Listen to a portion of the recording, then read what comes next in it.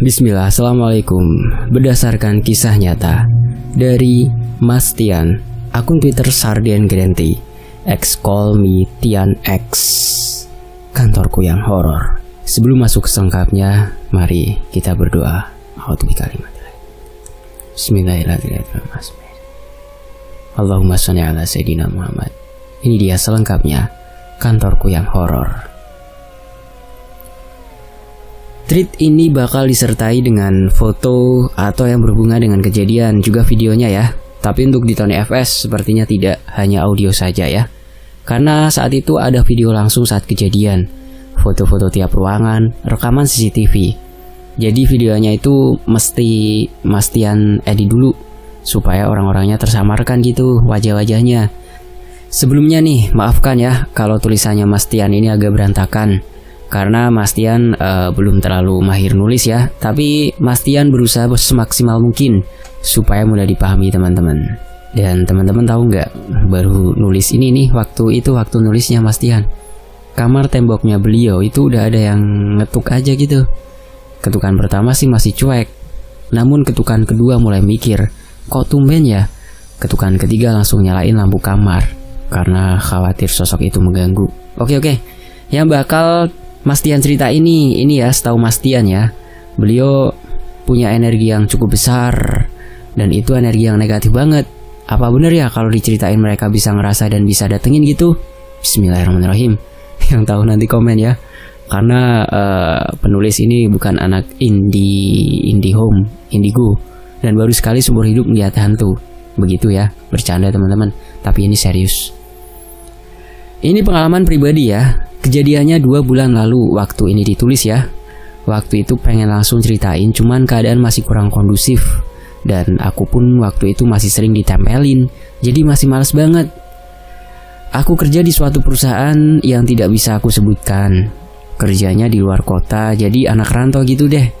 Jarak kota aku dengan kota tempatku bekerja itu kurang lebih 2 jam. Jadi aku kerja di sini baru sekitar 5 bulan.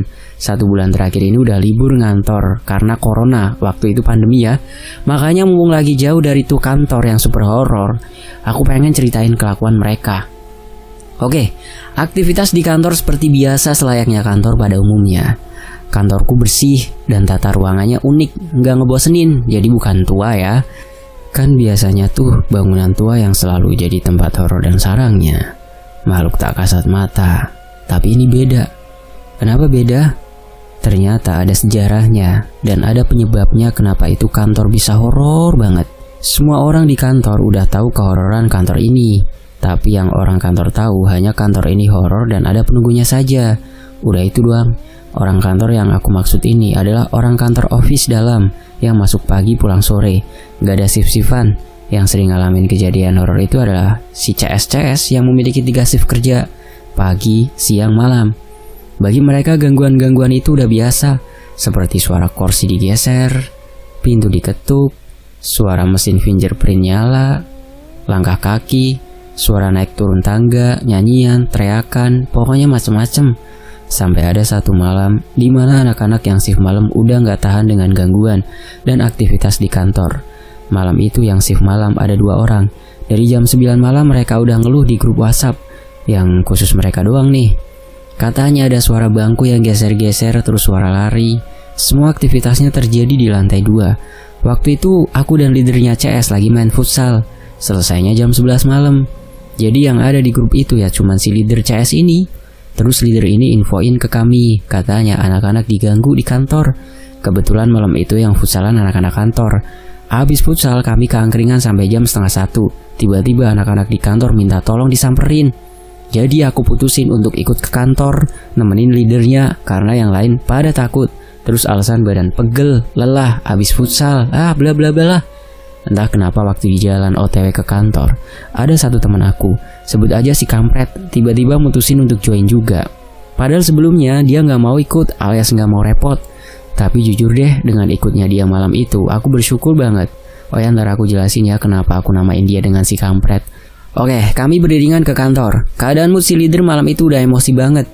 Jadi waktu kami nyampe kantor itu nggak pakai basa-basi, habis fingerprint, terus pintu kebuka. Oh ya, pintunya nggak bakal terbuka kalau nggak di fingerprint. dan yang Finger harus udah terdata sebelumnya. Jadi kebayangkan tuh pintu sering buka tutup sendiri kalau malam. Terus siapa yang registrasiin jari-jari huntunya gitu? Huntu. Si leader ini emosi karena dia jengkel anak-anaknya digangguin mulu. Padahal gak pernah berbuat yang aneh-aneh di kantor. Setelah pintu kantor kebuka, dengan langkah kaki cepat kami langsung menuju lantai 2. Anak yang shift malam pada ngikut juga ke atas. Karena datangnya kami seketika, nyali anak-anak jadi berani dan menceritakan apa yang mereka alami sembari menggerak-gerakkan bangku mereka. Mereka bilang tadi bunyinya gini pak, jelas banget, dan itu suaranya dari sini. Jelas banget pak. Terus kami pindah ke ruang meeting. Anak-anak juga bilang suaranya juga dari sini pak, seperti kayak gini nih suaranya. Sambil dia ngegerakin bangku. Saat itu posisinya aku coba ngomong dengan nada sopan ke huntu-huntu di situ. Anak-anak jangan diganggu karena mereka cuma kerja. Sementara si leader ini mencoba ngomong juga, tapi dengan nada yang sedikit lantang. Karena si leader udah emosi plus takut, tapi mencoba berani karena posisinya dia di situ adalah leader yang bertanggung jawab sama anak-anaknya. Jadi si leader ini aslinya penakut. Karena nadanya itu juga para hantu merasa terganggu dengan aktivitas kami di lantai 2. Sepertinya para hantu menganggap kami ribut dan mereka tidak nyaman. Malam itu yang shift ada cewek dan cowok. Dan saat menjelaskan kejadian si cewek juga sangat emosional. Karena malam itu dia yang paling diganggu dan merasa badannya sangat tidak nyaman. Seperti berat gitu, dia bilang. Oh ya, aku lupa. Anak-anak juga bilang yang bikin mereka makin takut. Ada suara langkah kaki yang berlari jelas banget. Oke. Mungkin anak-anak berpikir dengan datangnya kami, keadaan semakin membaik. Aku dan si leader juga mikirnya gitu. Dan ternyata, dari sini semua drama malam itu dimulai. Kejadian yang tidak pernah terjadi sama sekali, terjadi di malam itu. Waktu itu, udah aku videoin. Dan di situ kedengaran jelas aku ngomongnya itu baik-baik. Tapi setelah video ini berhenti, ya, si leader ini bicara dengan nada lantang. Di situ aku udah berhenti ngerekam. Nadanya dia itu juga kayak mengundang amarah para hantu. Dan di situ juga si cewek ngejelasin dengan sedikit emosi. Setelah itu apa yang terjadi? Ya, apa yang dimaksud dengan kejadian yang baru pertama kali terjadi. Dan saat itu kami juga ngecek CCTV untuk memastikan apa benar bangku-bangku yang berbunyi saat itu bergerak ternyata tidak sama sekali. Sangat menganehkan bagi kami. Dan di situ seketika akalku langsung jalan. Aku langsung mikir, ini anak harus langsung dibawa ke bawah. Karena seandainya kerasukan di situ bakal repot. Itu yang nyuruh angkat ke bawah karena bakal repot kalau dia kerasukan di atas. Dan benar, sesaat setelah dibawa ke bawah, si cewek langsung kerasukan tuh. Setelah aku instruksikan teman-teman untuk angkat ke bawah, lalu si cewek kami baringkan. Kami kebingungan dan sambil menunggu apa yang terjadi selanjutnya. Apakah dia bakal sadar? 1, 2, 3, 4, 5, jreng, matanya langsung melotot, seperti mau keluar, lalu dia meronta. Setelah si cewek kerasukan, dia mulai ngomong dengan kami. Bayangin nih, 3 orang secunguk yang gak ngerti gimana cara ngusir hantu. Iman kami juga biasa-biasa aja. Jadi ya hantu gak takut-takut amat. Di situ aku selalu coba komunikasi baik-baik dengan yang ngerasukin. Sementara dia ngomel-ngomel gak jelas. Si hantu bilang, anak-anak di sini yang kerja pada suka ribut. Setelah dia berdiri di situ mulai susah dikendalikan dan bisa mukul. Yang pasti yang ngerasukin bisa nguasain badan si cewek ini dengan sempurna, seperti manusia pada umumnya. Di situ aku sadar ini energinya gak main-main. Apa emang bener ya kalau makhluk halus lagi ngerasukin semakin bagus dia ngontrol tubuh yang dia rasuk semakin kuat energinya? Kenapa temanku yang satunya aku sebut kampret? Ya karena aku capek-capek komunikasi pelan-pelan supaya hantunya gak bikin repot. Si kampret malah bikin si hantu marah dan tiba-tiba ngamuk. Gara-gara waktu si hantu ngomong, "Ini tempat saya." Dan si kampret tiba-tiba nyeletuk, "Kamu yang numpang di sini."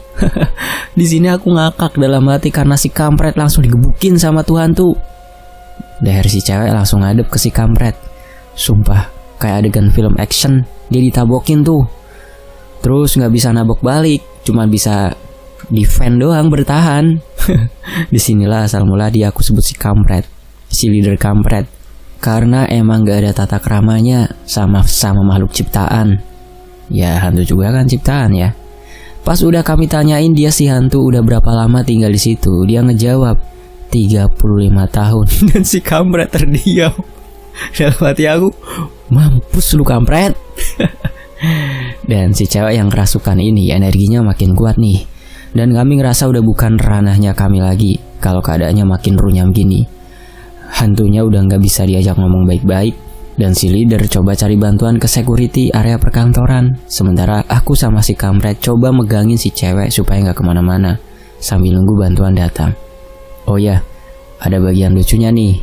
Aku sama kampret ini beda agama. Jadi kami gunain cara masing-masing. Tapi cara berduanya ada efeknya kok. Dan kayaknya ini juga deh yang bikin hantunya bingung. Jadi aku sama si kampret ini beda kepercayaan. Si penulisnya ini, ya aku ini Nasrani. Mas Tian yang di sini sebagai kata ganti pertama aku, beliau Nasrani dan dia Muslim. Jadi kami gunain cara masing-masing. Cara kami sama-sama bekerja kok. Jadi tiap agama itu punya caranya masing-masing. Kayaknya ini deh yang bikin hantunya bingung karena kuping kanan aku nyanyiin lagu rohani Nasrani. Terus yang kuping kirinya si kampret bacain ayat suci.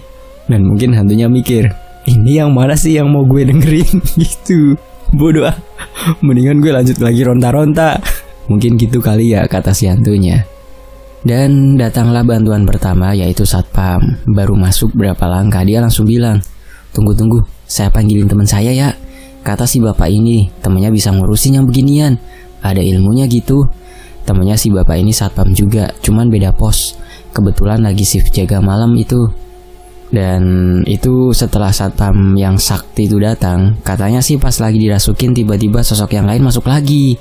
Jadi rame-rame gitu ngerasukinya. Kali ini sosok Mbak Kunti merah yang masuk berselendang. Di sini adegan aku yang tiba-tiba sok sakti nih, tapi diganggu mulu sama si leader teriak-teriak lagi. Pas satpam yang sakti udah datang dan langsung coba berkomunikasi dengan hantu dan langsung dilawan sama dia. Bersamaan dengan datangnya Pak Satpam, datang juga anak-anak yang tidur di mes. Yang lokasi mesnya itu tepat di samping kantor. Kantor ini bangunannya pas di tikungan yang di seberangnya ada taman yang gelap banget. Dan ada beberapa pohon tingginya. Kata yang bisa lihat sih di seberang kantor itu tempat mereka berkumpul.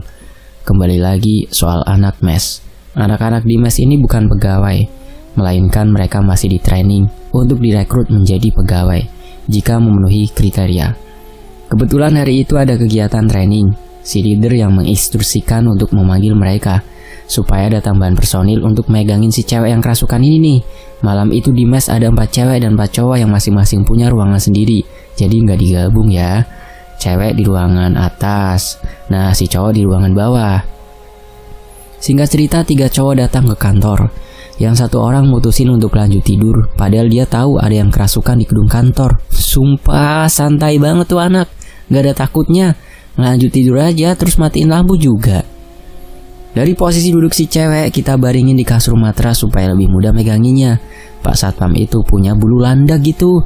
Kalau si hantu gak kooperatif diajak kerjasama gitu bicara. Nah itu bulu landak langsung diselipin di antara jari jempol dan telunjuk bagian kaki. Hantunya pasti teriak-teriak, ternyata yang ngerasukin nggak 1 atau 2 makhluk, ada banyak yang ngerasukin. Mereka gantian gitu, kayak si cewek ini udah kebuka dan bebas siapa aja masuk sosok-sosok yang ada di kantor itu. Seingat aku ada Kunti, Genderuwo, anak kecil dan lain-lain. Tapi dalam dari semua ini adalah si Kunti merah berselendang. Kata Pak Satpam, dia yang selalu mengganggu, paling aktif, usil dan jahat.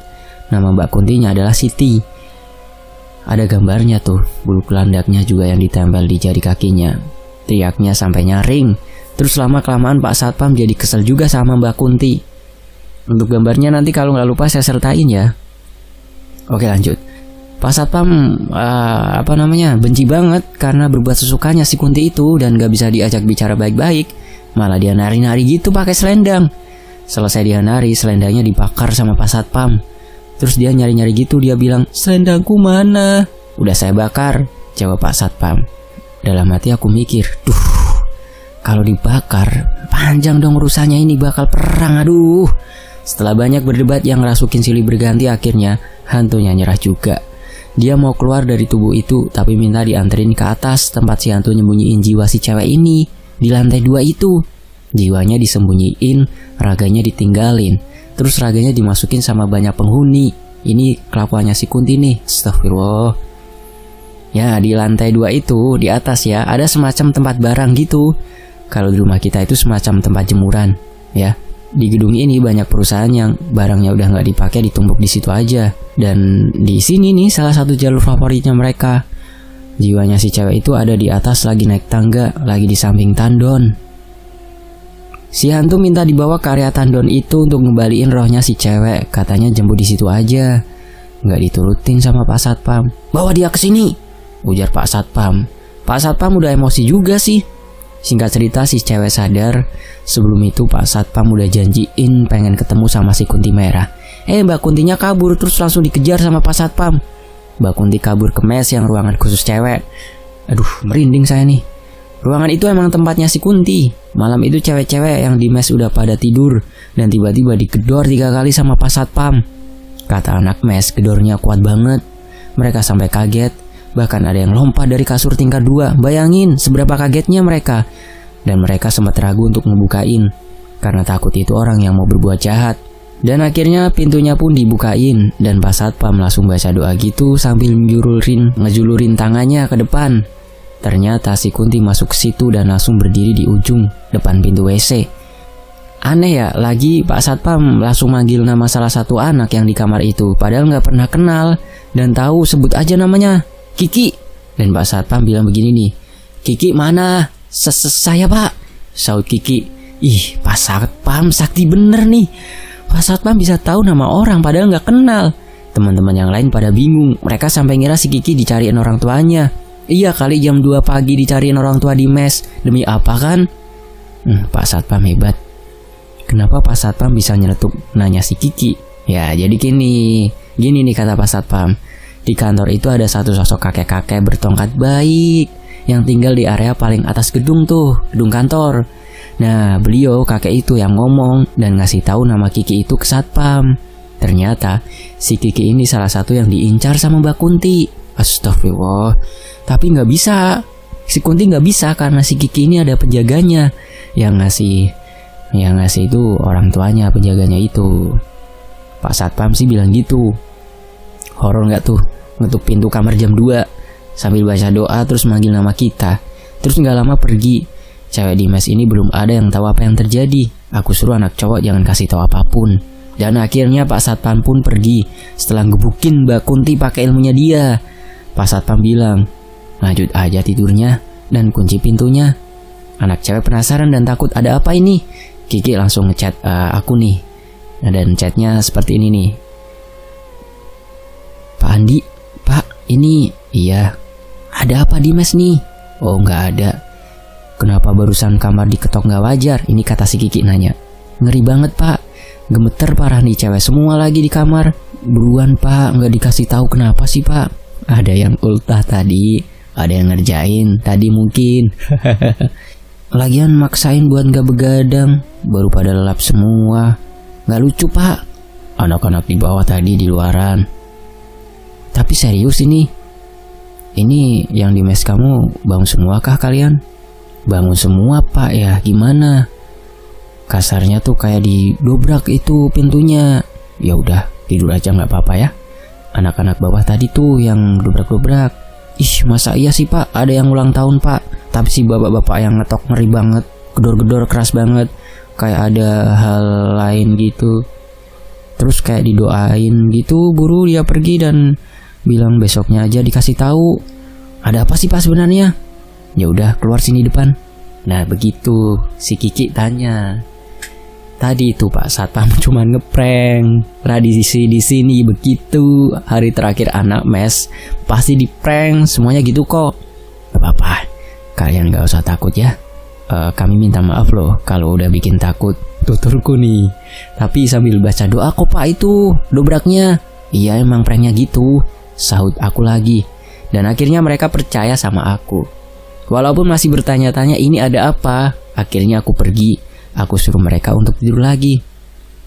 Pak, tadi jam 9-an ada yang ngetukin pintu tapi nggak ada suara langkah kakinya atau suara orang naik tangga, itu nggak ada. Langsung aku keluar karena di luar ada anak mes cowok. Aku kedipin mata supaya mereka pura-pura ngaku kalau itu anak-anak cowok yang ngerjain. Akhirnya cewek-cewek percaya lagi. Kami pun pergi. Sampai di bawah aku tanya, beneran kalian nggak ngetok jam 9? Enggak pak, bukan kami, sahut mereka. Kami emang ada ngetok pintu kamar mereka, tapi jam 11-an lewat pak. Dan kami pun berkesimpulan ulah itu si hantu. Waktu mes cewek tadi ada satu anak, sebut saja namanya Dita. Dia udah tutupin pakai selimut dan gak mau ngomong. Terus aku tanya, Dita kenapa? Terus gak jawab apa-apa. Aku jadi paranoid, takut dia dirasukin. Dia udah nangis, matanya udah merah banget, terus kayak ada pressure gitu. Ternyata bener, si Kunti lagi nyoba mau masuk ke Dita. Ternyata emang Dita ini anaknya lemah bulu, udah dirasukin gitu. Tapi syukur aja malam itu dia gak apa-apa. Cuman besoknya dia ngaku malam itu kayak mau pingsan dan ketakutan banget. Pak Satpam keliling kantor dan mes, katanya mau magarin supaya aman. Setelah selesai melakukan pagar goib, Pak Satpam pamit dan kami pun berterima kasih banyak sama si bapak udah ngebantuin kekonyolan kami malam itu. Apa yang terjadi kepada si cewek setelah dirasukin? Ya, setelah sadar tadi hampir seluruh tubuhnya sakit karena emang dia kerasukan 1 jam lebih. Lalu aku tanya, waktu dirasukin tadi kamu gimana? Sadar atau seperti mimpi? Dia jawab, aku ditarik ke atas terus dadaku kayak didudukin gitu. Dudukinya seperti orang main ayunan, kuat banget. Aku sampai sesak. Aku gak bisa lihat apa-apa, semua gelap. Yang dudukin aku itu salah satunya anak kecil, mukanya gak kelihatan, semua gelap. Dan singkat cerita kami tawarkan si cewek untuk diantar pulang istirahat. Dia gak mau karena dia anak kos dan bakal sendirian di kos. Gak mungkin bisa tidur karena masih shock dan takut diikutin sampai kosnya. Oke, kami bertiga nemenin anak shift malam sampai jam 3 pagi. Setelah itu kami bertiga pun pulang.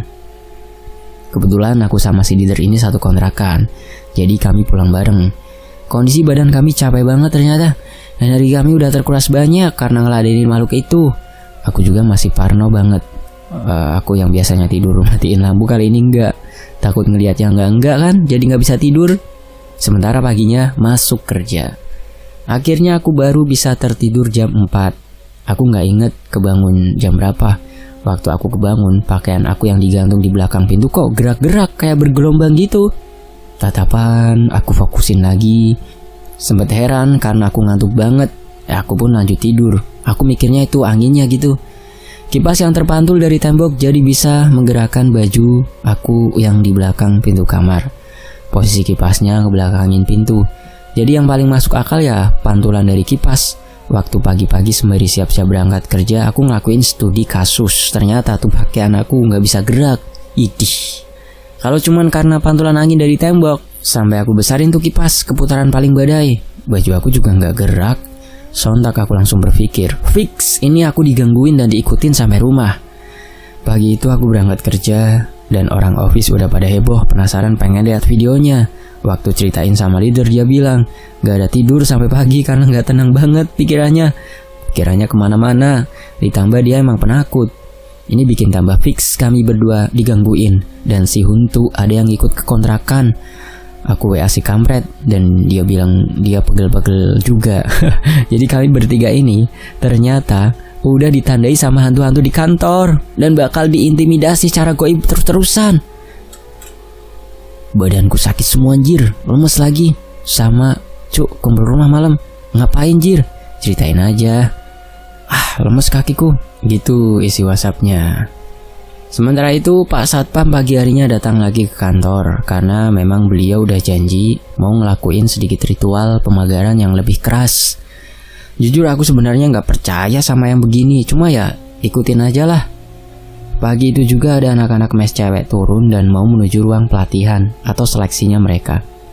Mereka jadi bingung. Si bapak yang semalam ngapain pagi-pagi kesini? Karena hari sebelumnya kan mereka gak pernah lihat si bapak ini pagi-pagi. Pak Satpam ini bawa temannya lagi satu orang yang juga ngerti dunia pergoiban. Entah kenapa Pak Satpam bawa temannya. Setibanya di kantor, temannya ngomong gini ke Pak Satpam. Waduh, besar ini, yang jaga ada 2. Lalu waktu temennya mulai masuk ke kantor, dia bilang, Di sini agak ngeri auranya, nggak enak banget. Sembari melakukan negosiasi dengan hantu dan netralisir, aku nggak ngerti tuh. Usut punya usut, ternyata kantor ini adalah pintu gerbang besar yang dimana ada 2 algojo penjaganya. Entah kerajaan kecil atau apa, aku nggak ngerti dah. Intinya ada gerbang besar kayak pintu masuk gitu. Dan ternyata juga lantai 2 itu adalah jalur atau jalannya mereka lalu lalang, seperti jalur gaibnya mereka. Dan bosnya para hantu ini ada di atas di ruangan direktur yang jarang dihuni. Biasanya hanya beberapa kali dalam sebulan. Wujud bosnya itu seingat aku katanya jalannya ngerangkak, ada ekornya tapi tidak berkepala. Bisa bayangin gak? Serem kan? Kayak Sodako versi gembel gitu. Kalau ditanya jumlah hantu di kantor ada berapa, susah dihitung saking banyaknya. Entah ini kerajaan, pintu goib, atau apa, aku nggak paham. Mungkin anak IndiHome bisa jelasin. Kali ini aku mau sedikit flashback kejadian apa aja yang biasa terjadi. Aku bakal bahas lebih ke si Mbak Kuntinya ya, karena dia doang yang paling eksis dan jahat. Oke, Mbak Kunti ini biasa nangkring di mes lantai 2. Sebagai informasi, mes lantai 1 dan 2 selalu ada rambut panjang beramburan. Mau disapu gimana pun, ntar tuh rambut nongol lagi setiap saat. Dan aku udah biasa tuh ngeliat rambutnya dia, karena mes itu tanggung jawabnya aku. Jadi aku sering cek-cek itu mes.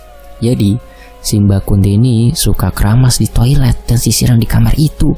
Itulah sebabnya banyak rambutnya dia. Mbak Kunti kayaknya hantu yang bersih deh, suka samboan. Ngomong-ngomong soal rambut, dulu pernah ada satu kejadian di mes cowok. Ketika dia bangun tidur, ada gumpalan rambut panjang di pipinya si cowok ini waktu bangun. Aneh gak tuh di pipinya? Kalau secara logika kan gak bakal nangkep tuh rambut datangnya dari mana. Itu jelas ulahnya si Mbak Kunti. Dan ada kejadian lagi. Sering ada yang ngetuk dan nyakar jendela. Tangannya kelihatan, apalagi kalau lagi nyakar kukunya kelihatan panjang-panjang gitu. Pernah juga mes cewek ada yang tidur selimutnya tiba-tiba ada yang narik. Selagi aku ngetik ini juga tulisannya, aku lagi di ruang tamu dan pintu kamar orang tua aku tuh bunyi. Tapi nggak ada yang keluar kamar. Mereka udah pada tidur semua. Alah, biarin aja dah, peduli amat. Ada lagi kejadian yang paling langka, yaitu ada tetesan darah di mes. Yang namanya tetesan itu udah pasti jatuh dari atas dong ya. Tapi nggak ada apa-apa di plafon atas. Itu darah tiba-tiba jatuh aja gitu. Dan dilap pakai tisu sama anak-anak yang lagi di mes. Dan mes ini akan ditinggalin atau ditempatin gitu kalau lagi ada penerimaan pegawai atau lagi buka pelatihan. Sebulan paling enggak itu mes dihuni 1 kloter pelatihan. Jadi sering banget kosongnya.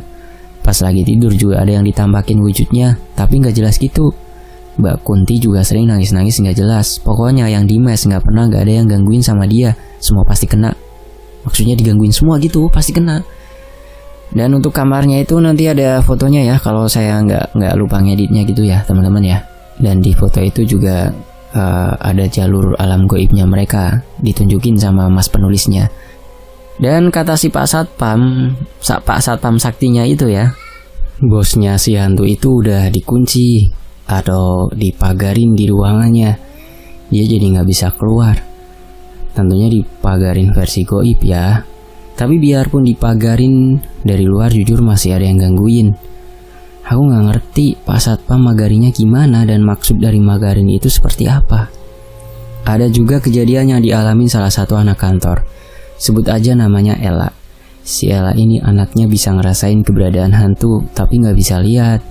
Dia juga bukan anak IndiHome. Kemampuannya dia hanya sebatas itu aja. Mungkin hantu-hantu di sana tahu mana yang peka terhadap mereka gitu. Ada suatu hari di mana waktu keadaan kantor lagi sepi karena emang masih pagi jam 5 subuh. Yang shift ada 3 orang dan salah satunya si Ella. Mereka bertiga ini masih rada ngantuk gitu karena emang masih pagi banget. So mereka mutusin untuk matiin beberapa lampu untuk ngurangin terangnya lampu. Di saat mereka udah tertidur di meja kerja dengan gaya tidur yang berbeda-beda, tapi semuanya sambil duduk. Posisinya mereka yang satu di ujung kiri, satunya lagi di tengah, dan Ella di paling kanan. Mereka jajar 3 gitu. Ella ini tidur kepalanya ditempel di meja kerja dan menghadap ke arah kanan. Arah kanan itu ujungnya ada WC dan gudang. Setelah Ella tidur pules, nggak lama kemudian dia ngimpi. Keadaan di mimpinya itu sama seperti keadaan saat itu. Teman-temannya yang lain pada tidur dan posisi barisan mereka juga sama. Jadi seperti kopi realitanya dia gitu. Bedanya ini terjadi dalam mimpinya Ella. Tapi di mimpi ini matanya dia terbuka dengan posisi kepala yang nempel di meja, menghadap kanan juga. Gak lama kemudian dia ngeliat orang keluar dari WC. Wajahnya gak jelas, tapi dia bilang kayaknya cewek sih. Setelah itu sosok misterius ini ngambilin dia, dan langsung berdiri tepat di sampingnya dia. Posisi tangannya makhluk ini 2 kali lebih besar dari tangan cowok. Lalu hantu sosok ini ngeremes kepalanya Ella, terus ditahan gitu supaya nggak bisa gerak. Di situ yang Ella rasain, dia langsung ketindihan gitu. Yang bikin horor itu adalah kejadian ini nih, waktu Ella ketindihan ini. Dan terjadi lagi keesokan harinya dengan cerita dan kejadian yang sama, gak ada bedanya sama sekali. Dari situ bisa disimpulin kalau mimpinya itu bukan suatu hal yang kebetulan, tapi emang lagi dikerjain hantu. Jahat banget kan cara ngerjainnya. Ada cerita dari anak lain lagi nih. Waktu lagi shift malam, dia dengar tutup toples jatuh dari lantai 2. Jadi di atas itu ada kayak tempat ngopi gitu. Ada mejanya juga. Dan dia kebetulan habis bikin minum. Dia ingat banget semua toples udah dia tutup rapet. Dan gak mungkin ada angin karena semua ruangan juga terkunci dengan rapat. Setelah dia dengar suara tutup toples jatuh, dia langsung ngomong, "Siapa?" Walaupun dia udah tahu itu perbuatan hantu. Karena sedikit penasaran, dia mutusin untuk naik ke atas. Dan beneran, tutup toplesnya udah tergeletak di lantai. Dan dia langsung inisiatif untuk tutup toplesnya kembali. Dan kita lanjut ke kejadian lain lagi nih. Ada kan yang aku fotoin ruangannya direktur. Nanti kalau saya nggak lupa ya, saya ulangi lagi. Nanti saya sertakan fotonya. Nah, di ruangan direktur yang juga jadi ruangan bos hantu itu, ada salah satu anak waktu shift malam dia dengar suara jelas banget. Suara dari ruangan itu seperti orang lagi ngehamburin barang dan berisik banget. Gak lama suaranya hilang. Ada-ada aja ya penampakan atau suara-suara berisik itu. Nah, setelah panjang lebar aku flashback kembali lagi ke cerita si cewek yang dirasukin nih. Ada yang lupa aku ceritain. Jadi, waktu si cewek udah sadar, si leader ngubungin anggota lain yang bakal shift setelah shiftnya si cewek ini. Dia cowok, sebut aja namanya Rio.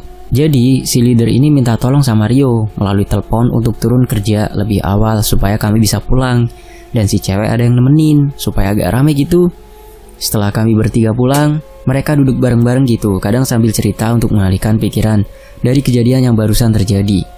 Gak lama setelah itu tiba-tiba ada suara aneh terdengar dari luar kantor, tepatnya di depan pintu masuk kantor. Bunyi suaranya pok, pok, pok, dengan ritme yang beda-beda, kadang pok hanya sekali, kadang 2 kali. Suaranya itu jelas banget. Waktu noleh ke arah pintu gak ada apa-apa, tapi hanya pintu bagian bawah aja yang bisa ngelihat luar dengan jelas. Pintu kantor semua berbahan kaca tebel, tapi kaca yang blur gitu, nggak tembus pandang. Ada yang dengar suaranya itu masih dari dalam kantor, arahnya dari pintu itu juga. Dicek nggak ada apa-apa. Satu orang jongkok sambil noleh ke arah bawah pintu kaca yang bening itu, tapi tetap nggak ngelihat apa-apa. Pok-pok ini kata anak-anak itu suara kuyang. Ih, kalau di sini nyebutnya gitu. Kalau di Sulawesi nyebutnya popo. Kalau daerah kalian apa? Kalau ini emang bener kuyang, udah pasti dia datang karena si cewek ini. Di samping si cewek ini emang lemah bulu. Dan ternyata malam itu dia sedang haid. Kuyang itu sukanya sama orang hamil dan haid. Mungkin karena haid, lemah bulu, dan abis dirasukin kuyangnya seperti terpanggil gitu.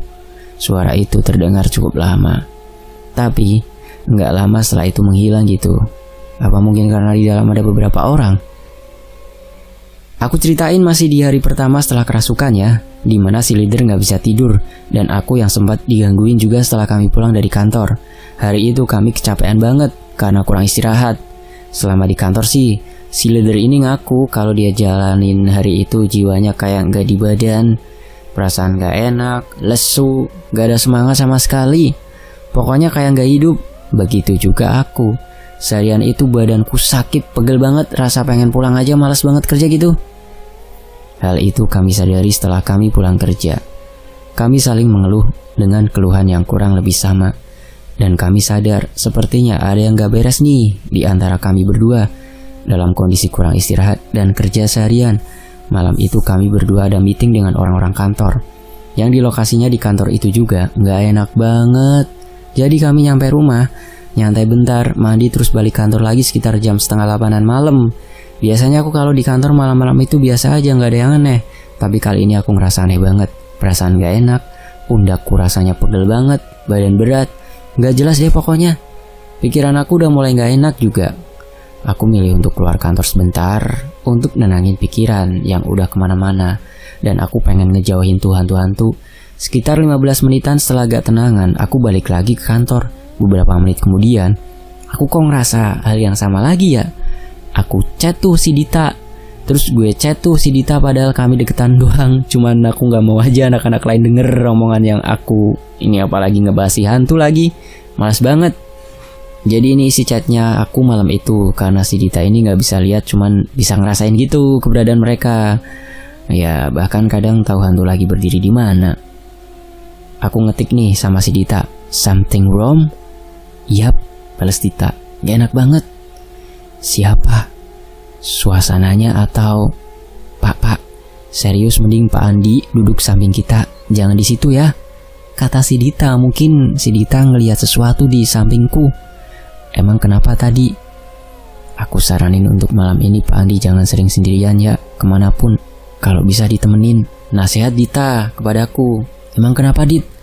"Malam ini aja Pak Andi bisa dimasukin. Ih, banyak-banyak berdoa ya Pak." Aduh, jadi chat itu intinya dia ngerasa aku ini lagi ada yang gangguin, kayak diintimidasi gitu. Pantesan perasaanku gak enak. Setelah itu aku main mata sama si Dita dengan maksud untuk bertanya di mana posisi hantu. Dita kodein menggunakan matanya seakan nunjuk ke arah tangga. Terus aku tanya lagi nih, "Siapa?" Aku gerakin bibir tapi tanpa suara ya. "Siapa?"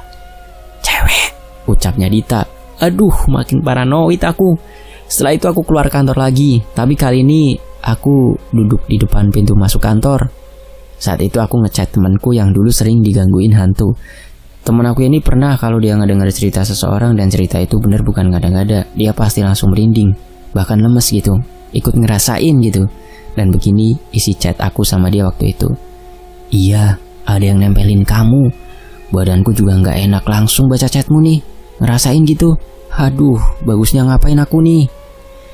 Pegalnya badanku nih, aku masih di kantor ini," kataku. Dan temanku ngejawab, "Ya kamu berdoa sesuai sama keyakinan kamu, Di." Aku jawab, "Pasti itulah." Ini badanku bergetar nih baca screenshotmu. Tapi kamu gak apa-apa kan? "Sorry lah, aku ngechat kamu ya." "Iya, mana aja aku, santai. Kalau bisa jangan guring seorang dulu, Di. Dan kalau mau guring, jangan matikan lampu ya. Tidur-tiduran gitu, maksudnya tidur sendiri jangan matiin lampu." "Iya ya, aku nanti tidur sama temanku juga." "Kamu bisa tahu kah dari kapan aku ditempel?" "Enggak sampai sana ilmuku," jawab dia. Aku jawab ketawa aja. Nah, setelah selesai ngechat temen aku ini, aku udah mikir nih, seberapa jahatnya si hantu ini sampai orang udah yang nyuruh aku jangan tidur sendirian lah malam itu. Karena aku udah jengkel, jadi aku chat temen aku itu. Kali ini temen aku cewek nih, dan dia juga anak IndiHome kelas dewa. Aku bilang dewa karena dulu aku pernah tes dia, karena aku rada penasaran gitu sama kemampuannya dia. Aku tanyain sama temanku yang cewek nih, yang IndiHome juga, "Kamu bisa tahu nggak bentuk rumahku?" Dia ngejawab bla bla bla bla. Wih, gue bilang, "Buset, kok bisa tahu? Sama persis." Dia cuma jawab, Kemudian sampai rumah tetangga aku, dia tahu letaknya juga. Sampai rumah-rumah tetangga aku juga. Matanya dia kayak lagi jalan di rumahku gitu. Isi chatnya seperti ini ya, ke cewek itu malam itu, temanku. Jadi intinya dia nggak bisa ngitung berapa banyak hantunya yang ada di kantorku. Saking banyaknya. Aku pernah tanya sama dia di rumahku itu ada berapa sih? Dia masih bisa nyebutin jumlahnya. Lah, yang di kantor dia nggak bisa, saking banyaknya. Dia jawab gini nih di chatnya, "Iya, ramai betul tuh, macem-macem bentuknya, isinya." "Sekitar berapa, Dek?" aku tanya. "Kantor apa, Kak?" "Ya, yang di kantor." "Mana bisa dibilang sekitar berapa, banyak banget." Gitu katanya.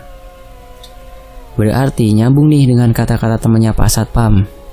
Kalau di kantor ini semacam markas, jalur, tempat kumpul, atau apa gitu. Dan yang bikin aku paranoid, si IndiHome ini bilang aku ditempelin makhluk hitam besar. Berarti pundakku rasanya pegel banget, itu ulahnya si hantu. Gak salah perkiraanku berarti. Ternyata si hantu yang nempel aku ini yang bikin badanku gak enak banget seharian. Waktu itu aku udah bingung mau diapain ini hantu kalau nempel terus-terusan. Terus akunya juga jadi parno setelah si IndiHome bilang kalau hantunya ngikutin aku. Ditambah badan aku udah capek banget kurang istirahat. Terus si IndiHome nawarin ke aku untuk nyingkirin tuh hantu supaya gak gangguin aku. Dia suruh aku nyiapin air minum. Sebenarnya aku mau ngikutin yang ginian, cuman ya udah terdesak banget. Males kalau itu hantu ngikut ke kontrakan aku. Dan aku menghargai temen aku juga karena aku yang ngadu duluan ke dia. Hehehe. Dan seperti biasa temanku memang sakti. Dia tahu kalau hantu itu asalnya dari belakang kantor, yang dimana belakang kantor itu adalah mes. Dan itu emang adalah salah satu tempat favoritnya hantu untuk berkumpul. Memang hari itu setelah pulang kantor, aku langsung foto-fotoin lantai 2 dan mes. Dan hasil foto-foto itulah yang aku share. Mungkin karena itu juga ada yang nempel tuh. Jadi saya nggak mau ini teman-teman, nggak mau nyertain fotonya ya. Takutnya kenapa-napa nih. Jadi ini full audio aja ya, tanpa foto-fotonya. Lalu air minum yang udah aku siapin aku minum. Entah habis dia apain tuh dari jauh, aku nggak paham.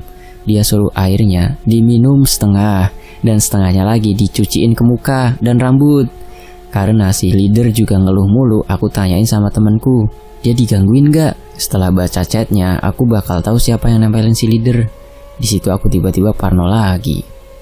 Aku sempat inisiatif begitu minuman sama si leader, karena kasihan sama dia. Ternyata temanku bilang percuma, nggak bakal bisa lepas juga kalau cuman pakai air. Tapi nggak apa-apa sih, kasih aja, ucap temanku itu. Tapi aku pikir-pikir, penting aku aman dulu malam ini juga.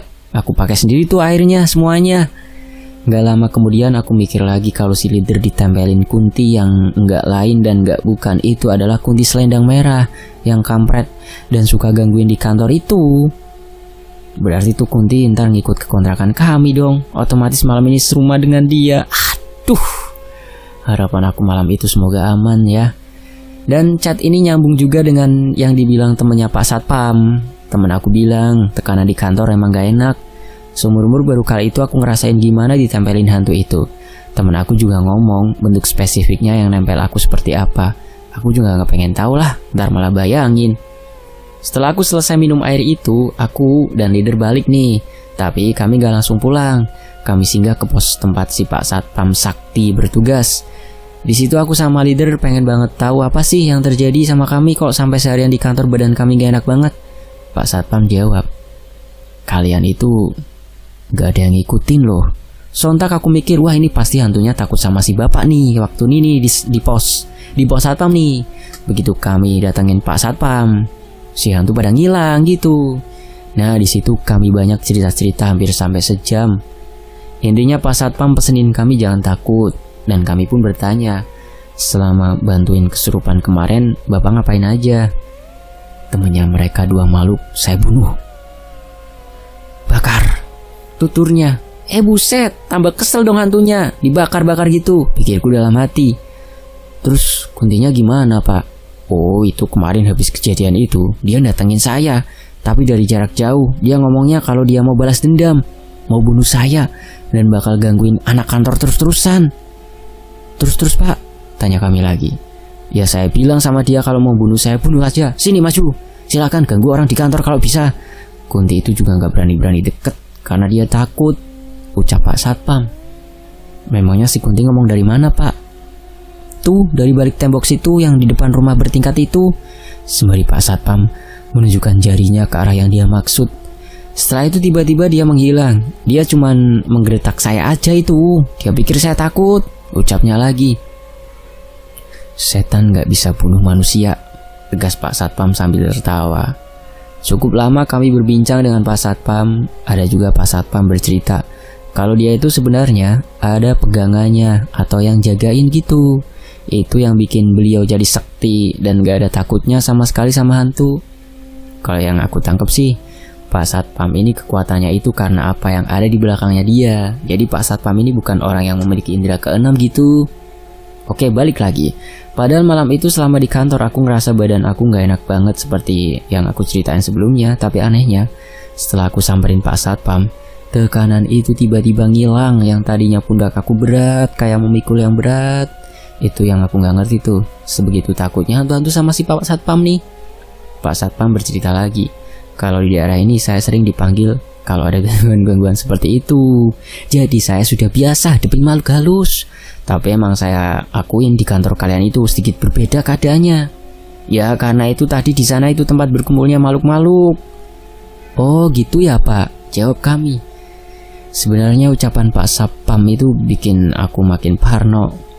Setelah puas bercerita panjang lebar, kami pun berpamitan dengan Pak Satpam dan tidak lupa kami berterima kasih lagi untuk sekian kalinya karena si bapak mau meluangkan waktunya untuk kami malam itu. Sesampainya di kontrakan, perasaan aku pun udah baikan, gak seperti di kantor tadi. Malam itu, aku tidur dengan tenang, tanpa ada sedikit pun gangguan. Tapi tetap dengan keadaan lampu kamar yang menyala. Maklumlah masih dalam masa-masa teror. Keesokannya di kantor, salah satu orang kantor yang dia anggotanya si leader bercerita kalau malam tadi dia bermimpi dan mimpinya cukup ganjil mimpinya. Sebut aja yang punya ini namanya Rio. Dalam mimpi itu Rio, aku, leader, dan Rio sendiri dan si kampret ada di depan mes anak-anak sambil ngobrol. Dan setelah itu kami mengalami kejadian aneh. Pertama aku dan leader tiba-tiba menghilang dan di situ Rio melihat si kampret terkubur tepat di bawah tangga mes dan tiba-tiba ngehilang. Tak lama setelah itu tiba-tiba aku muncul lagi. Jadi si kampret itu yang di awal cerita ngomongnya nantangin gitu nadanya sama si penghuni-penghuni kantor. Nah, setelah itu tiba-tiba aku muncul lagi. Di situ Rio ngelihat aku lagi mata-matain ranting dan setelah itu mimpinya hilang. Rio bilang dalam mimpinya itu kejadiannya sangat cepat. Dia juga ngejelasin ke aku matain ranting tujuannya adalah untuk nantangin para penunggu di situ. Tepat keesokan harinya setelah mimpi, pada siang hari petugas cleaning service kantor terlihat menebang pohon menggunakan parang agar bagian pohon yang sudah terlalu panjang terlihat rapi. Dan pada saat itu kebetulan aku lagi santai di depan kantor karena bertepatan dengan jam makan siang. Sambil memperhatikan bapak cleaning service menebang pohon, pada saat itu juga Rio datang ke kantor karena shift kerjanya dia masuk siang. Rio sadar kejadian ini ada hubungannya dengan mimpi semalam. Di dalam kantor dia langsung memberitahu aku kalau ada yang mau dia kasih tahu tentang mimpi itu. Sebenarnya Rio ini gak suka bicarain kehororan kantor ini baik di kantor maupun lewat chat. Alasannya karena Rio ini adalah orang yang cukup sering diintimidasi secara gaib. Karena menurut dia semakin sering hantu ini dibicarakan semakin senang mereka. Dan sebisa mungkin dia menghindari percakapan yang mengarah ke cerita horor kantor. Setelah itu pada hari yang sama sekitar pukul 19, ada pegawai kantor yang baru mau pulang karena habis lembur. Tepat saat itu juga Rio berada di luar kantor dan melihat pegawai yang mau pulang ini mengendarai motor ke arah yang berlawanan. Karena jalur di area kantor kami hanya satu jalur, arah berlawanan itu ternyata dia menuju arah mes kantor. Tapi sebelum dia menuju mes, tiba-tiba terjatuh dari motor tepat di tikungan hingga menyebabkan luka di bagian kakinya. Setelah jatuh itu dia baru sadar, dia bilang, Loh, aku ngapain di sini ya? Usut punya usut, ternyata pegawai yang habis lembur ini saat kejadian pikirannya dia kosong dan katanya ada yang memanggil dia di arah mes. Yang jatuh dari motor ini si cewek. Dia orangnya emang penakut banget. Kalau lembur aja dia sambil ngabsen anggotanya leader yang kerja shift di depan karena ruangannya berbeda. Sesekali dia manggil teman-teman yang shift di depan guna untuk menenangkan hatinya dia yang sedang ngerasa seperti sedang tidak sendiri. Ada yang memperhatikan. Jahat banget kan hantunya. Sampai dijatuhin dari motor tuh cewek karena mereka panggil. Beberapa hari setelah diceritakan Rio, coba tanya langsung kenapa bisa sampai jatuh dari motor. Dia bilang gak apa-apa, terpleset aja. Terus aku tanya lagi, ngapain ke arah mes? Dia jawab, ada yang mau diambil. Dari jawabannya terkesan ada yang ditutupin. Entah karena takut atau apa, gak tahu deh. Kembali ke penebang pohon. Ternyata mereka para hantu gak suka pohon itu ditebang. Oh iya, aku baru ingat. Waktu nebang pohon, petugas cleaning service sampai bentol-bentol. Banyak banget. Karena digigitin semut rang-rang yang besar. Kalau yang pernah digigit pasti tahu gimana rasanya kan? Ya, demikianlah sebuah kisah nyata dari akun Twitter @xkolmitianx dari Sarden Granti. Tony Aves pamit. Terima kasih teman-teman sudah menyimaknya dan terima kasih untuk penulisnya ya. Saya pamit. Wassalamualaikum. Semoga kalian semua terlindungi dari segala kejahatan dan mara bahaya dimanapun kalian berada. Allahumma sholli ala Sayyidina Muhammad. Saya pamit. Wassalamualaikum. Alhamdulillah.